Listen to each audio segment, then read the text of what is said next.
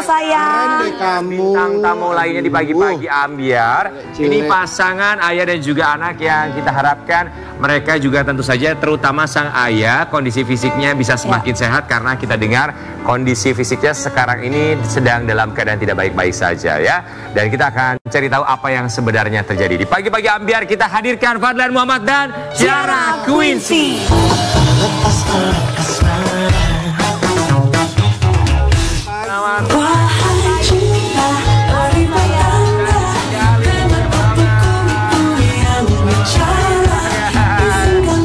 Sahabat Ambiar, Fadlan Muhammad dan juga kita panggilnya Quincy ya. Quincy. Cantik banget. Cantik banget ya. Quincy umurnya berapa sekarang? Aku 17 tahun. 17 tahun. Fadlan Muhammad dan Quincy, kami semua di sini mengucapkan Terima kasih.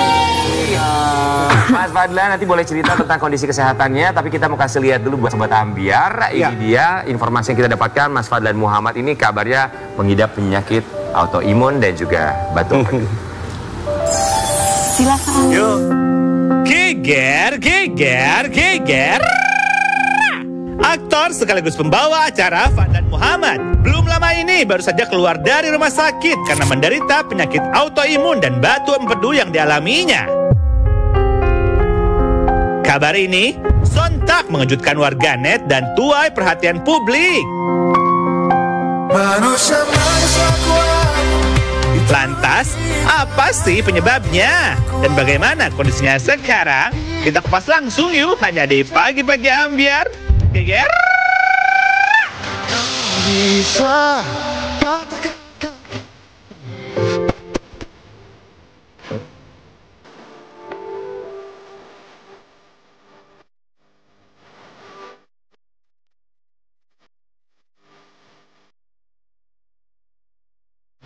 Fadlan Muhammad dan juga Quincy di Pagi-Pagi Ambiar. Penyakit autoimun. Betul. Batu empedu ya. Ya, sebenarnya autoimun itu Fadli udah ada autoimun juga. Oh, jadi sama ya? Sebenarnya Fadli udah ada autoimun, cuma gua nggak ada autoimun saat itu. Terus semenjak vaksin, vaksin itu bikin jadi ada mulai sakit-sakit tangan gue gitu. Kenapa gue nggak ngerti. Terus dokter juga pikir kalau mungkin ini penyakitnya chikungunya karena dicek autoimunnya tuh nggak ada. Terus akhirnya dikasihnya painkiller sama steroid. Muka gue sampai bengkak kayak kemarin gitu ya. Terus selama hampir 2 tahunan gue minum itu steroid dan si painkiller biar bisa kerja, bisa aktivitas yang lain-lain. Nah, kita lagi konsentrasi sama akhirnya sama autoimun ini kita ke Malaysia akhirnya ketahuan bahwa ini autoimun yang disebabkan sama vaksin. Oh, jadi yang disebabkan oleh vaksin. Vaksin apa, Mas Fadli? Oh, Pfizer yang terakhir. COVID ya? Ya, COVID. Nah, itu terakhir gue sempet light stroke setengah. Sempet light stroke.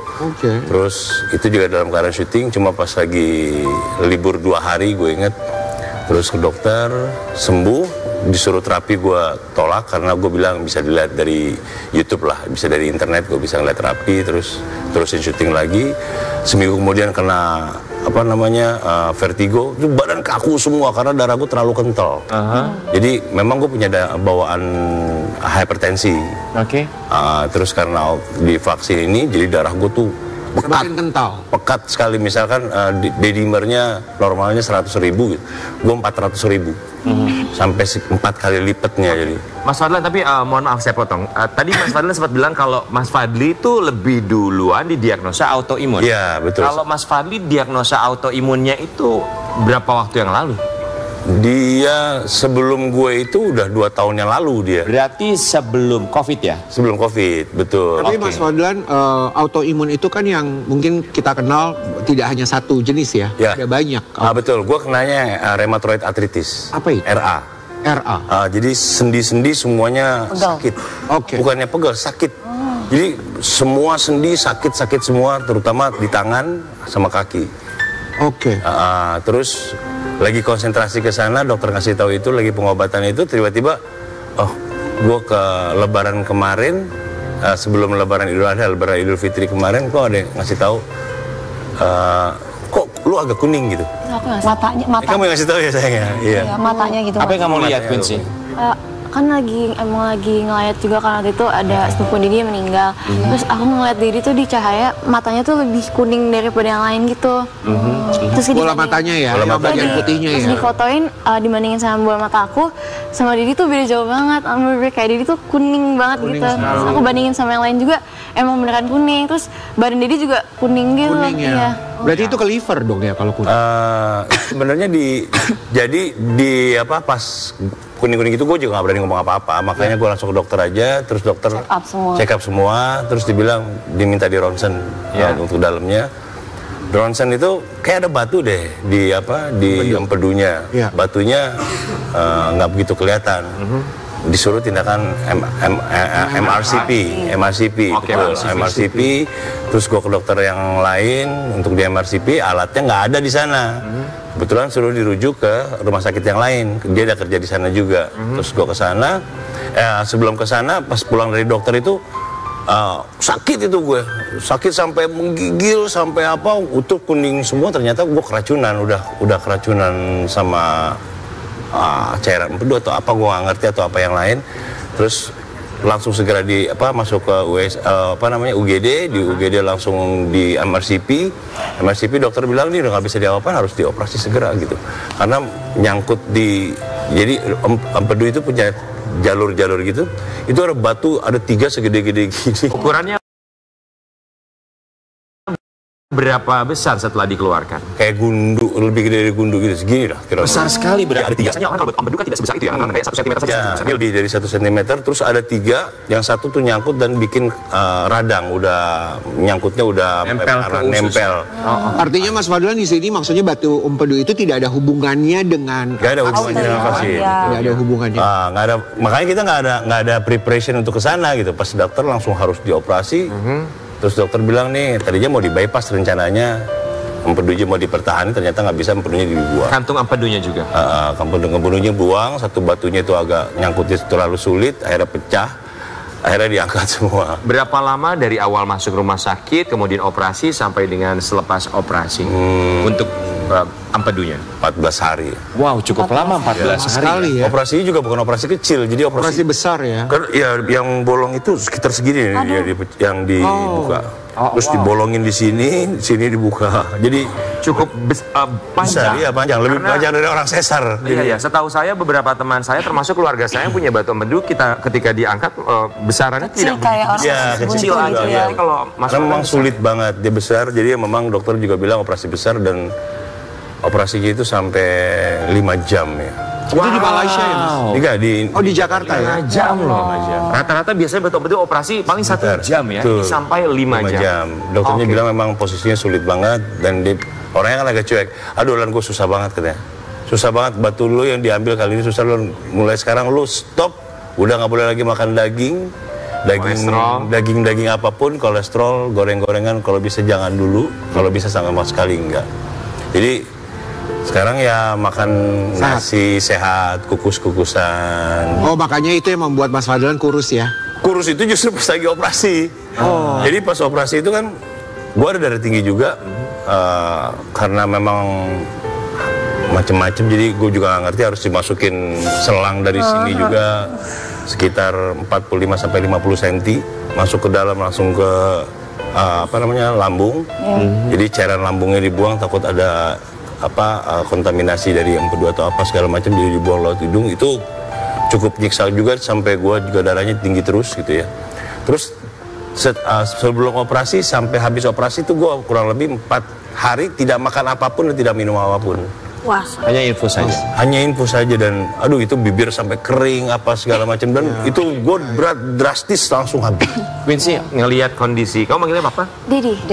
Melihat kondisi Dedi, didiagnosa autoimun, kemudian juga harus operasi batu empedu dalam waktu yang lama di rumah sakit, kondisinya seperti itu, apa dalam pikiran kamu? Aku sedih sih, soalnya juga aku bingung kan ngebagi waktunya, soalnya waktu di operasi itu aku lagi UAS juga, lagi ujian gitu. Jadi kayak aku tuh bingung gitu ngebaginya, jadi sempet juga Dedi udah pas Dedi operasi itu kan alhamdulillah pas weekend kan, jadi aku udah selesai sekolah, jadi aku tuh dari awal udah standby gitu, jadi dari pagi aku juga nungguin Dedi di depan ruang operasi gitu, sampai ketiduran juga. Terus terus besokannya juga aku kan gak enak badan, terus jadinya aku susulan gitu UAS-nya. Terus aku tapi maksudnya kayak masih usahain banget biar bisa nemenin Dedi pas sampai malam beda tes tuh, besok aku baru masuk sekolah lagi untuk susulan gitu. Perasaan kamu sedih pasti ya. Dan pasti juga nggak mudah buat Nangis, Mas Fadlan untuk bisa menahan rasa sakit supaya anak tidak terlalu begitu sedih melihat kondisi ayahnya ya. Ya, terus terang gue cuma pengen cepat selesai. Gue ngelihat ya anak-anak, istri gue gitu ya. Punya anak berapa Mas kalau boleh tahu? 6. 6. Berarti si Quincy, Quincy kembar. Cowok cewek, gitu. Dia yang kedua, ketiga. Mas Fadlan, maaf. Saya mendengar soal Mas Fadlan sedikit bergetar ketika berbicara mengenai anak dan juga istri dengan kondisi kesehatan saat sedang sakit seperti itu dalam pikiran seorang Fadlan.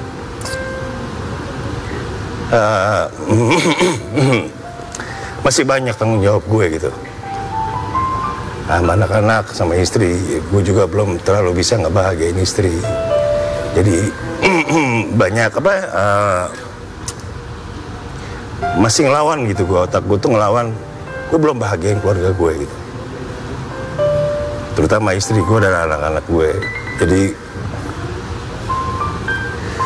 ngelihat pengorbanan istri gue segala macam anak-anak tuh bikin gue tambah come on, gue harus kuat gitu. Dan gue harus selesain ini. Gue nggak mau berlarut-larut. Gue pengen ini semua selesai. Gue pengen berbuat yang terbaik lagi setelah ini buat istri dan anak-anak. Apa sih arti bahagia untuk seorang Fadlan Muhammad dalam satu keutuhan keluarga? Ngumpul. Termasuk berkumpul ketika ulang tahun walaupun di rumah sakit. Kita mau kasih lihat artikel yang satu ini.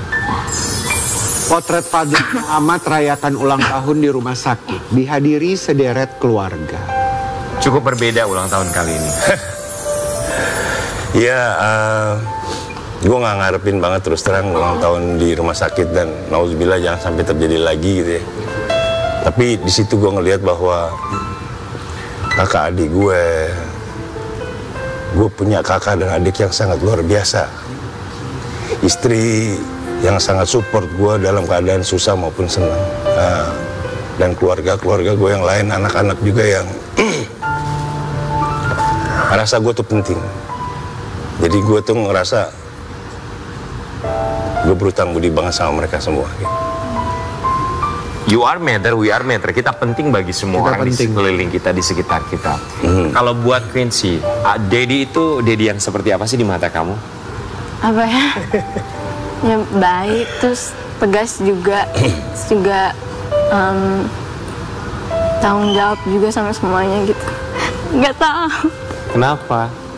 Nggak tahu, aku nggak bisa ngomong di depan ini. It's okay. Aku nggak bisa, aku deg-degan juga dari tadi. Santai. Oke. Di ulang tahun Dedi yang kemarin, yang baru saja lewat, apa sih doa kamu buat Dedi? Ya semoga panjang umur, terus juga nggak sakit-sakit lagi kan. Terus juga maksudnya, ya aku juga pengen Dedi bisa ngeliat aku nanti pas besar, mungkin nanti aku kuliah, terus nanti aku nikah atau kayak gimana, aku pengen Dedi ngeliat juga gitu. Amin sayang. Dipeluk ayahnya. Saya malu banget. Itu satu mimpi seorang anak perempuan ketika menikah, ayahnya juga yang menikahkan secara langsung pasti. Amin.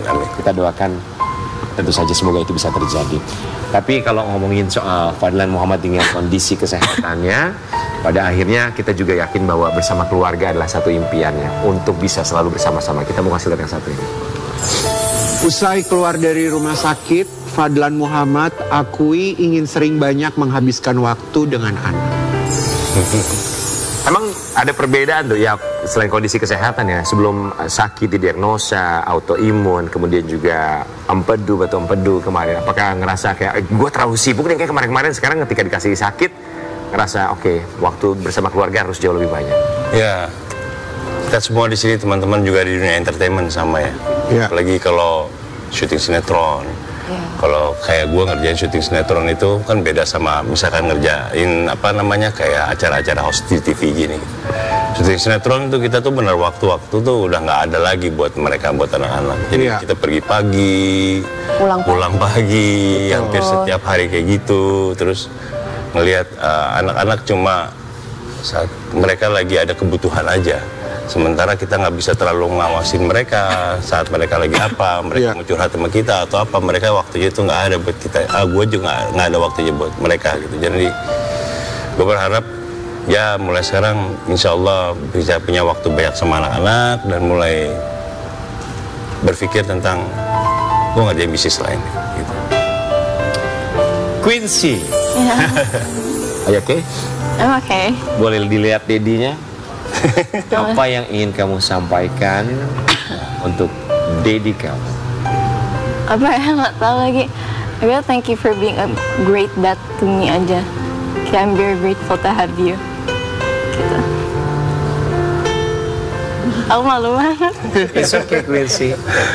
Fadlan, apa yang ingin disampaikan untuk Quincy, termasuk anak-anak lain dan juga keluarga? Anak-anak gue semua kesayangan gue. Kebanggaan gue juga. Gue pengen mereka punya masa depan yang cerah. Amin. Gue pengen mereka punya pasangan nanti ke depannya juga yang bisa ngebahagiain mereka. Amin. Lebih dari gue ngebahagiain mereka. Dan gue pengen lihat itu semua.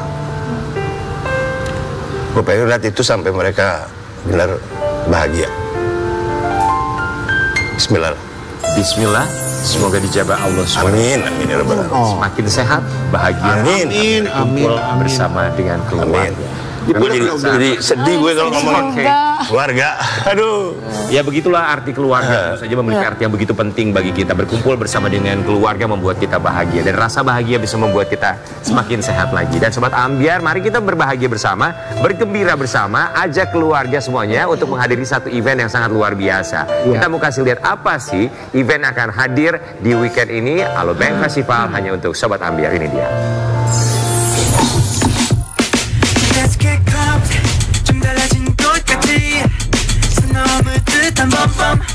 Alobank dengan bangga mempersembahkan Alobank Festival 2024.